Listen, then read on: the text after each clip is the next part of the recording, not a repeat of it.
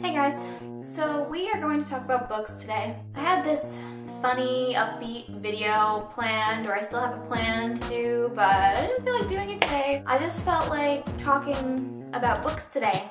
And if you're subscribed to me, I don't think you're gonna mind if I talk about books, because I like books. So it's not a secret that I like young adult or teen fiction, obviously, you know, Harry Potter, Hunger Games, not Twilight, all the John Green books. But I also studied English in college and in grad school, and unfortunately you don't get to focus on young adult or teen fiction that much. So today I'm going to talk about my second favorite genre of literature, which is modernist literature. For those of you who are unfamiliar with modernist literature, it's basically part of the whole modernism or modernist movement that started in the early 20th century. Some of the most famous modernist authors that you might know are Virginia Woolf, especially Mrs. Dalloway, James Joyce, and Joseph Conrad, who wrote Heart of Darkness. Basically, in a nutshell, modernist literature deals with a kind of stream of consciousness writing style.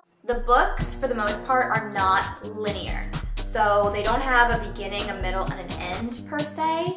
They're usually written in the first person and in the first person stream of consciousness mode. So the way that your mind works, it's not linear. You think of one thing and then you think of another thing and then you think of another thing. One thing and then you think of another thing and then you think of another thing. In modernism, authors rebelled against the whole Victorian literature, Dickens, beginning, middle, and end, with proper exposition along the way and clear themes that you would take away from the book. So a lot of people get frustrated with modernism because it's not as clear. It's not as clear what the author wants you to take away from this book, which I think is awesome because you get to make the book what you personally want it to be. I mean, one person is going to read the book and think it's about an old woman, and another person's not going to read the book and think it's about ponies. That doesn't happen.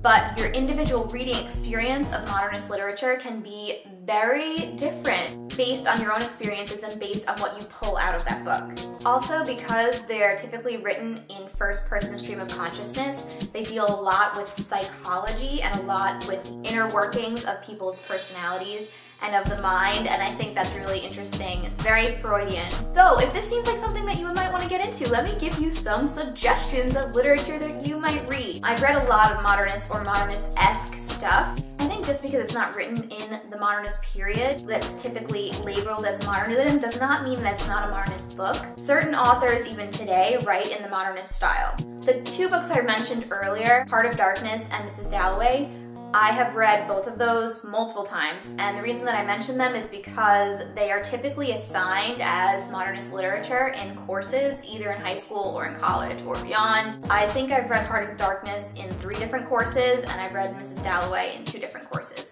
Personally, I don't think these are the best modernist books. Not because they don't show modernism, they definitely do. I just didn't enjoy them as much as I enjoyed some other books. So here are some other books that you can maybe sink your teeth into. The first one is also assigned a lot, and he is one of the forerunners of the modernist movement. It's A Portrait of the Artist as a Young Man by James Joyce. If you've read any Joyce, you know that he's difficult, but also extremely rewarding. I first read this book in the summer before my senior year in high school, and it was my first experience with modernism, and I loved it. Some people don't like this book. They think it's too hard, and they think, where is this going? I loved it. It's first person, stream of consciousness. It starts off with the character who is the artist, who is basically kind of James Joyce. It's almost like a memoir, a modernist memoir of James Joyce growing up in Ireland and Dublin. It starts off with him young in his school years, and then it progresses with him going into his young adulthood. So if you haven't ever dealt with modernism before, this is a good one to maybe start with. This next book I love. This is Good Morning Midnight by Rhys. Rhys is a lesser known author in the modernist movement, I believe, but this book is awesome. It is about an older woman who is not married and who has a pretty pathetic kind of an existence, And she puts herself in that pathetic existence. It's stream of consciousness about this woman who just basically lives her life in hotels and cafes and is so totally absorbed in her outer appearance and how she is perceived by other people that her life basically never goes anywhere. I just think that this is a great portrayal of how women, a lot of women, see themselves or worry about how others see them. It also has little post-its in it because I think I wrote a paper or something on it at some point. Next is As I Lay Dying by William Faulkner. This is my first experience really of Faulkner. I read it in grad school. I also wrote a paper on it. I wrote a paper on the women in this novel. What's interesting is that the stream of consciousness in this novel is not limited to one character. I think you go into the minds of 19 or so characters within the course of the book. Each chapter is a different character's perspective. And it is just so awesome. It takes you a while to get into it because of the constant switching of characters. It's very random at parts. For instance, I just opened up to this page that is Vardaman's chapter. Each chapter is labeled with the character's name. And Vardaman's chapter, it has one line in it. It's underlined, but this is a whole chapter. It says, "My mother is a fish." That's a whole chapter. So maybe you want to read it just based off that, I don't know. This book is also kind of gross. It's kind of grotesque at times. Maybe you're into that kind of thing. I thought it was a little bit creepy too, so keep that in mind.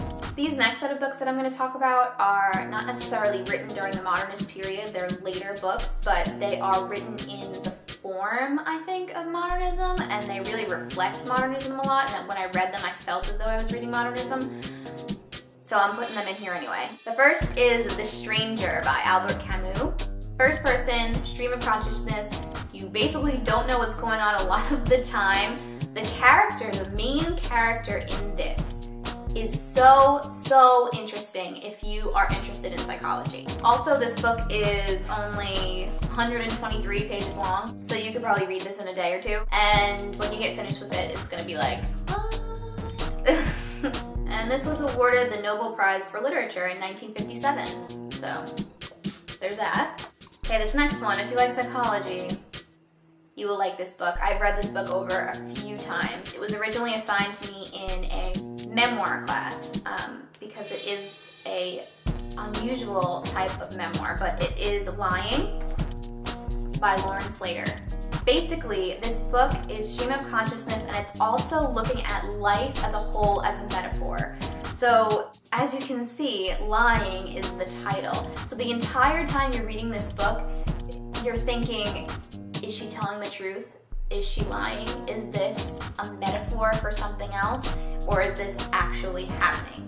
And she even addresses that in the book. She addresses how reality is not the same for everyone, and reality is not going to be the same for the reader or for each reader, and how much of this book you're going to take as reality and how much you're going to take as figurative types of metaphors for reality.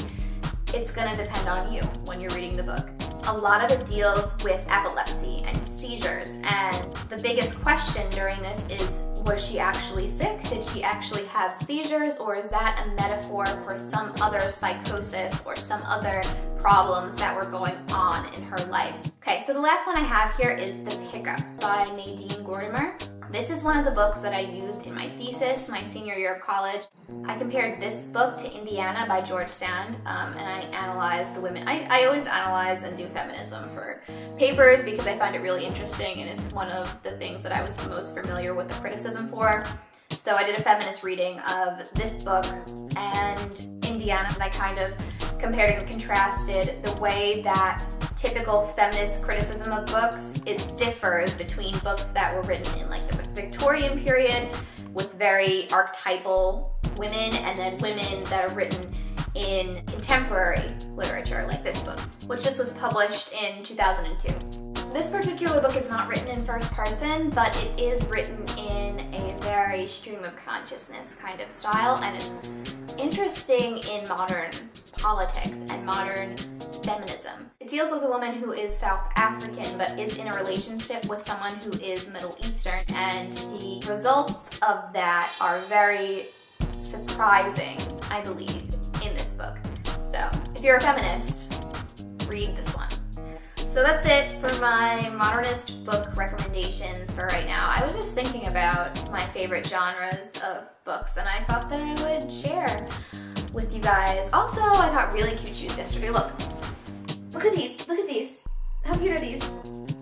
Yeah. So I hope you guys weren't completely bored to death by that. I will have a more upbeat and planned out video coming soon. Bye guys.